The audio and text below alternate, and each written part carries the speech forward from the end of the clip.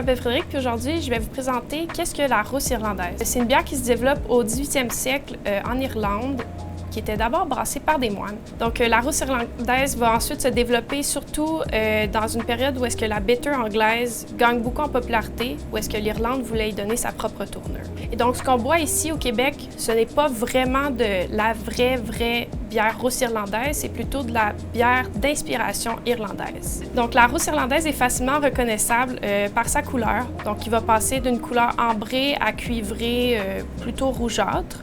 Puis elle va avoir une mousse très onctueuse. Puis c'est une bière qui a aussi une faible effervescence, mais ça reste quand même très rafraîchissant et très agréable à boire. Généralement, la rousse irlandaise s'accorde avec n'importe quel type de repas, mais nous, on vous recommande surtout des repas grillés, des repas fumés même, mais aussi épicés. C'est très bon. Donc ici, on a une petite sélection de rousse irlandaise. Donc on a l'île à roux de Moulin 7. Ensuite, on a la rousse irlandaise de Mille-Îles, la bout de feu de la micro du lac Saint-Jean, la gros pain de la Souche, la rousse irlandaise de la Knowlton Co, la rousse poivrée de Ruisseau Noir. Et puis, on a une petite sélection aussi de bières rousses sans alcool.